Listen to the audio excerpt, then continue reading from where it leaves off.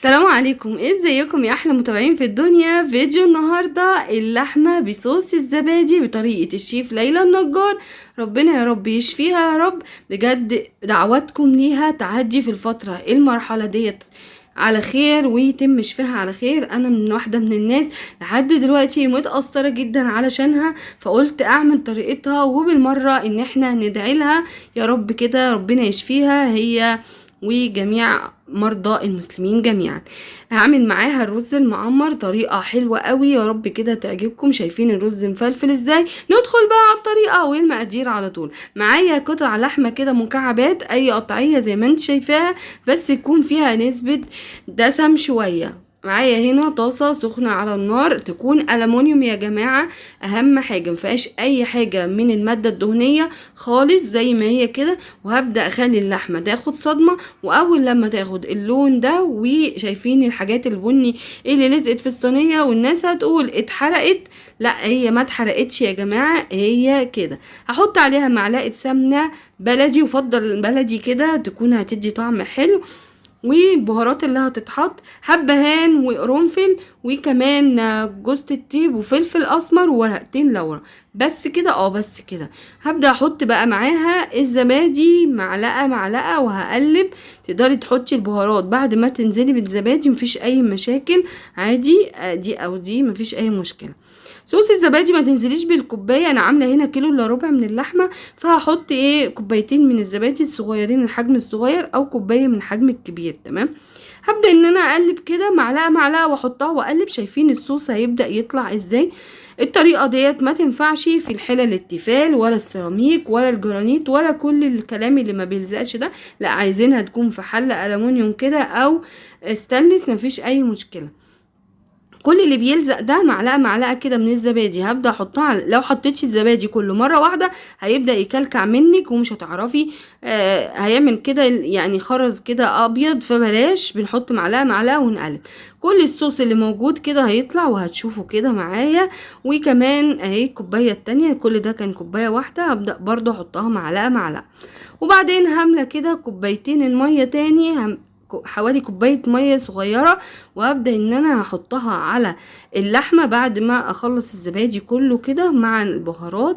بجد حلوة، ركزوا معايا في البهارات. حطيت 5 فصوص حبهان، 5 فصوص قرنفل، ورشة من جوزة الطيب، ونص معلقة من الفلفل الاسمر، ورقتين لورا بس. مبحطش اكتر من كده علشان نكهة اللحمة تبان، وخصوصا لو معاكي قطعية لحمة حلوة هتبقى بجد رهيبة وطعمها خطير جدا. كمان جبت فصين توم او فص توم كبير، لو صغير او متوسط فصين توم، وقطعتهم شرايح كده وحطيتهم برضو اساسي على فكرة، بيظهر نكهة الخضار، بتبقى جميلة جدا جدا.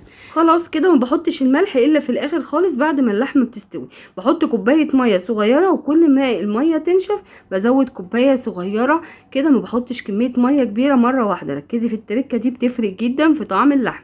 هحمل بقى، هغطي عليها وهعمل معاها شوية رز معمر. دول كوباية ونص من الرز، حطيت عليهم معلقة صغيرة من السكر ومعلقة من الملح. شايفين المعلقة ديت؟ بجد هتفرق قوي من الطعم. حد هيقول لي هتحطي على السكر سكر مع الملح؟ ايوه، هحط سكر مع الملح هيدي طعم حلو قوي قوي قوي، بيعادل الطعم، بيخلي طعمه جميل جدا. هحط بقى معايا معلقة من السمنة البلدي كده كبيرة كده حلوة.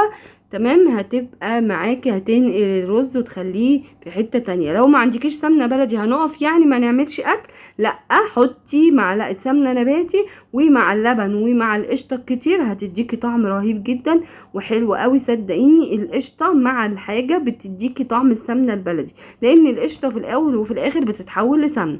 هقلب كده على الناشف زي ما انتوا شايفين، وهحط القشطة. انا بجمع القشطة كده في علبة في الفريزر، وهبدأ ان انا احط القشطة كده زي ما انتم شايفين، وبرضو اقلب على الناشف.